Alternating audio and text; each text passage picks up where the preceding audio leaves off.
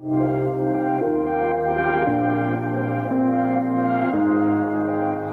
everybody, welcome back to our coverage from the GAMA Trade Show 2018. We are in Reno. I'm Z Garcia. I am here with Curt from Smirk and Dagger. Yes. Normally Smirk and Dagger. Normally. However, today he's going to be showing us something a little bit different. Correct. What's going on? So, in addition to supporting Smirk and Dagger and all our lovely backstabbing titles, we are launching a new imprint. It's Smirk and Laughter Games. And basically, our company is still going to be really focused on emotionally centered gameplay. But now we've got a bigger palette of colors to paint with. Okay. So rather than just all teeth gnashing and stab your buddy, we're going to have a lot of other different emotionally engaging games. Laughing while you stab them. Got it. Exactly. Well, kind of. All right, so we're going to start off with this one here. We're taking a look at a few different things. Yes. But we're going to kick off with this one. All right, tell me what this is. So this is Nuts So Fast, and it is a fast-grabbing, smash-your-knuckles style game. People will be familiar with that kind of genre with, you know, Ghost Blitz and Jungle Speed, that kind of thing. Right. This is not too dissimilar from that, but it's got a lot of extra things kind of going on with it. Okay. In the game, you know, obviously there's a whole bunch of these great, you know, chunky wooden nuts, which are just adorable. On your turn, you're going to be flipping cards away from yourself. So it's, you know, flip one, flip two, looking for reactions. And when you see exactly 4 of a matching nut, that is the trigger that has you grabbing that same nut. So here we've got 4 walnuts. So that's exactly 4. Therefore, we all grab walnuts. One less than the number of players. Someone's not getting one. They end up getting cards underneath their scoring pile. So that's pretty straightforward. It happens with cashews, walnuts. Now, the pistachio, there's only 1 pistachio. Poor little guy. I know, but only 1 person is going to get it, is the point. And so they get to assign the points. Whew. Okay. And these can stack up. If it doesn't trigger, you know, they might mount up to quite a bunch of points. So you would be adding your symbols to my own, to every other player's? No, you just look at the active player. Just your own symbols. That's right. And then if nothing happens here, we go on to the next player, look for them, all the way around. Got it. Now, sometimes when you flip over, there'll be a number card drawn. Okay. Now we ignore it. It ignores the nuts. It kind of trumps them, and instead we do the nutty pose. So every round, these nutty pose changes. So number 1, we've got bunny ears. Number 2, clapping, and then finger guns is number 3, right? Okay. So the last person to do the pose takes the points. Got it. It's just a lot of crazy, boisterous, laugh out loud kind of stuff. You know, when people get all jammed up and they're like, you know, oh, am I grabbing up? No, I have to do which pose? And it's that kind of thing. Gotcha. So, gotcha. But this is it's got all these big chunky components. It's gonna be $20. And man, demos of this just immediately sell. I think it's going to replace some of the other games in the genre. So cool. Yeah. How many players can this go up to? So this is a 3 to 6 in the box. You could actually get 2 and have a bigger table. Gotcha. But to keep it at $20, it had to only be so many pieces in it. Okay. Yeah. And when is this going to be available? So this is actually coming out very soon. This will be this spring. Probably in stores late April, early May. Okay, so about a couple of months. Yeah. A little less than that. All right. Very good. $20 coming out in a month and a half or so, a little more maybe. Up to 6 players, but you can get 2 and play up to 12 if you want to. Yes, indeed. Yeah. Go nuts. It gets all the jokes. Yeah, what's next? All right. All right, so what are we looking at now? So this is going to be the second in the Smirk and Laughter line this year. Okay. It is called Before There Were Stars, and it's probably one of the most emotionally satisfying storytelling games I've ever played.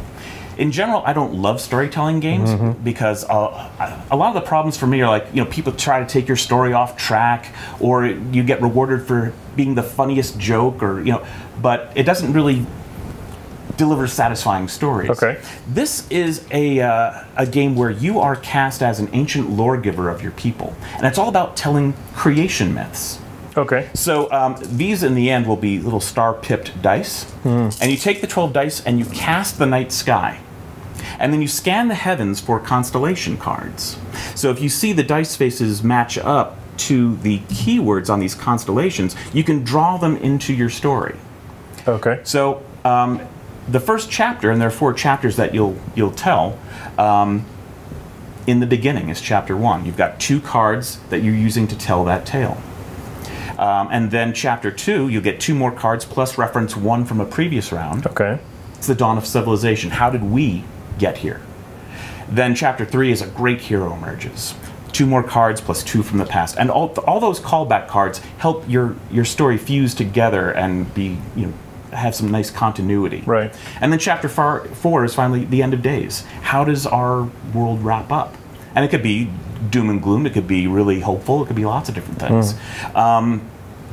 But the scoring of the game, after each chapter, an offering bag is passed around the table, and everyone is going to score, each storyteller 2, 3, or 4 points based on the number of people who are playing. And what's really important about the scoring is, 1, it's secret, and 2, you're not actually scoring on who was the best storyteller or who was the best presenter or who had the best story. Even it's like, who had the coolest moment at the table this chapter? And anyone can have a great moment, so it really levels the playing field. People who are not even great storytellers do great during this game, and people who think they're amazing storytellers maybe didn't have that really creative moment, and so they don't do sometimes as well as they thought they were going to do because it's not about performance. So it's a really interesting game. Now, at the very end, there's a last bonus point, and it's probably the most important point of the game. Because the scoring is secret, one of the things that we don't get to hear the appreciation of everyone's stories. So the last bonus point is the Over the Moon token. And you're going to highlight 1 or 2 things you heard that you really loved and just mention them to people and appreciate them. And then you're going to give that 1 bonus point to your favorite moment of the entire game. And the other thing that happens is they don't all go to the same person. Everyone at the table ends up getting recognized for some aspect of their story. So you walk away, and yeah, of course, you can check to see who won the game, but everyone feels like, oh, people liked my story, it was cool. And it's such a cool, fun experience. I just love this game. Very interesting. Yeah. So let me back you up here mechanically a little bit to go over these again just for 1 second. So I see here, for example, we've got the fox here. Yeah. And if I'm not mistaken, it shows a 3 and a 6. That's correct. Do you grab those from out here? Is there any geographical positioning that matters, or simply a 3 and a 6 anywhere they landed? That's correct. If you have a 3 and a 6, you can pull that into your story. But if you didn't have the right dice for the lion, you couldn't access that keyword. And there are 5 to choose from at any given time. Of these? Of this constellation cards, yeah. Cool. And so once I'll take, say, 2, I'll grab, a 3 and a 6, but there might be one that's a 5 and a 2, and I could take that and use them. We'll replenish them immediately for the next player. That's right. And these are all fairly abstract concepts? Are they based on constellations? or the idea of constellations? They're actually based on broader concepts. So there are lots of animals. There are things like, the mother, the father, the mouth, the chest, the village, the castle. There's a lot of different types of things that go either naturalistic, kind of comment, or are pulled from society, or just broad concepts. Right. So interesting. And it creates so many different types of stories. You'll see some people who do creation myths that are very scientific, almost evolution based. You'll see some that go very classic mythology. You'll see some that go almost like Aztec death cult kind of all kinds of different perspectives, because they're imagining, well, what kind of culture would tell this story of their people, and what would it feel like and be like? So the other side of the card is actually the legend. So just like these were 4 mini stories that tell the broad creation of our people. Right. This is like the origin of a thing. For example, how did we get spring? How did we discover fire? All of those things. There's an opportunity to do that sort of thing. So this is the legend of, and we'll have a keyword that relates to that. And that tells the story all the way up to the resolution, and ever since that day, that's why this state of the world is. Gotcha. Now, are these player-generated words? I mean... It's actually still keyword that you draw from the constellations. Okay, yeah. So the legend of the lion. That's right. Okay, interesting. And then there's a variant where, just like a comparative religion, every culture has some kind of a story about the setting of the sun and the rising of the moon. But they're all very different. So one variant is everyone tells the legend of the same thing, but from their culture's perspective. And it's just like, you see how many different stories about the dog really can come about. Yeah. Very cool, very cool. Now, is the storytelling part fairly free form? Is there a timer involved, anything like that? There is. It's recommended that you spend about a minute. There will be an app that'll be a companion app, and it's really just like the night sky going from dusk to dawn as over the course of 60 seconds. But you can do under a minute. If you go over a minute, it's okay. Don't feel rushed. But just know it's like time to start wrapping. Right. It just keeps the game flowing. Sure, sure. Very cool. So when is this going to be available? So this is going to be August. We will have it for Gen Con. Right. And yeah, this is a great game. Do you have an idea of how much it will be, the MSRP on it? Yeah, it's going to retail for $39.95. So okay, and it plays up to 3 to 6 players. 3 to 6 players.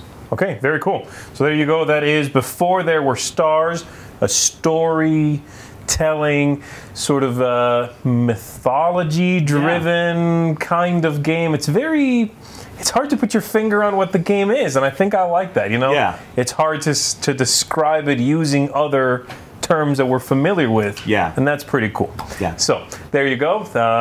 And you got one more game you're going to show us, yeah? Yes. Yeah, okay, good. Let's take a look at that one. All right, and as I said, we've got one more we're looking at here. Koi, a prototype at the moment, of course, as have they all been, pretty much, except for the first one. That's right. Not so fast final, was, yeah. All right, so the first thing off the bat, of course, I'm sure you can all appreciate this. It's a gorgeous-looking game. Yeah. Even in prototype form, it's very, very attractive. So what is going on here? Tell me everything about it. You betcha. So this is actually the 3rd Smirk and Laughter game. And this will be coming out probably September. We'll probably have some preview copies at Gen Con. But this is a beautifully thematic strategy game. It's a light strategy game. And in it, you are a koi fish. And you're just swimming about your merry way trying to get a decent meal. Your meal consists of 3-point dragonflies and 1-point frogs. And it's movement card based. So you've got these cards that you can play from your hand. And so if I'm trying to go grab that dragonfly, so here I can move 1. You play from the bottom up, 1 straight, and turn any direction. So I'll turn towards the dragonfly. I see, I see. Then I'll move 1.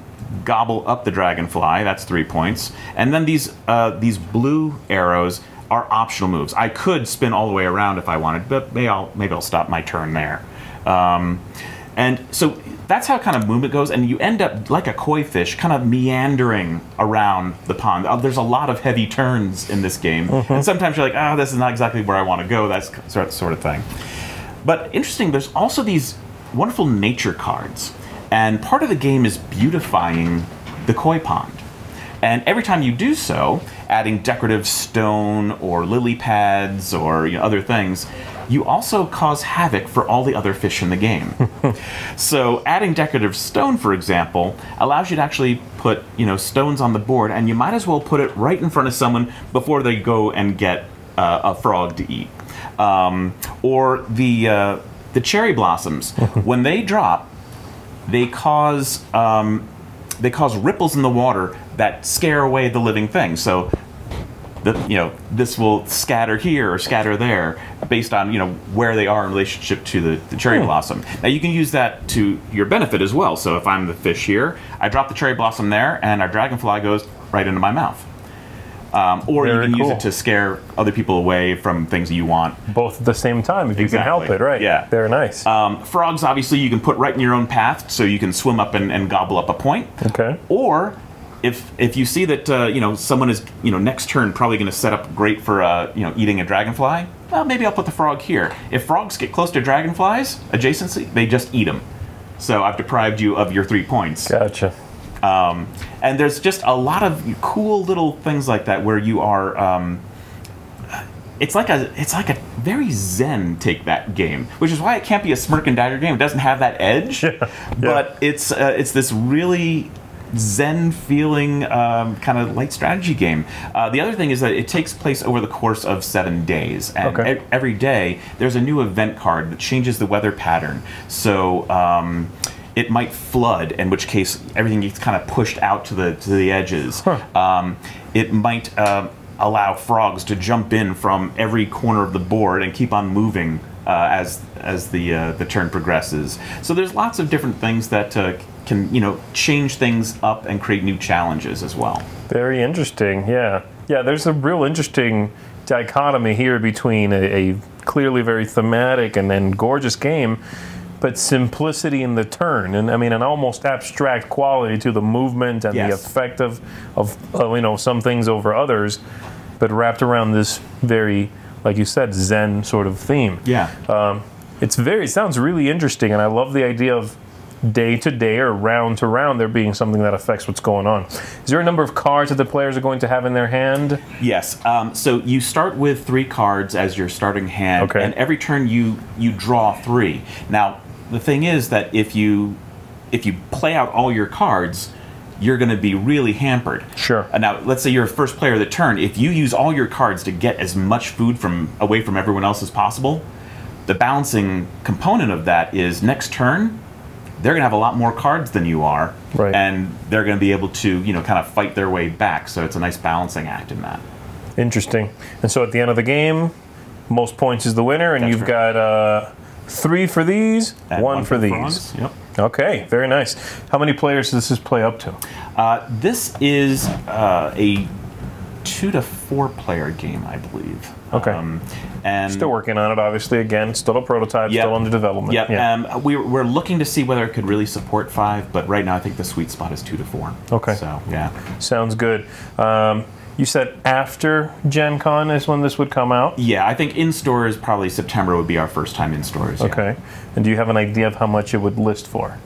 I don't yet. That's something that we're currently working on. A lot of it's going to depend on how we actually produce these things. Right now it's looking like they're probably going to be wooden meeples. I'm hoping to get it in for like a $39.95 price point. But time will tell in the next 2 weeks. Yeah, you're not quite there yet. Yeah. Okay, very nice. Well, that's the last one then from the Smirk and Laughter line. 3 games, 3 very different games, I have to say. Yeah. Because they really are all lighter and less backstabby, let's call it, than when you've done before. Yeah. But they're not really similar to each other. No. I mean, they are 3 very distinct and different games. And actually, that was intentional.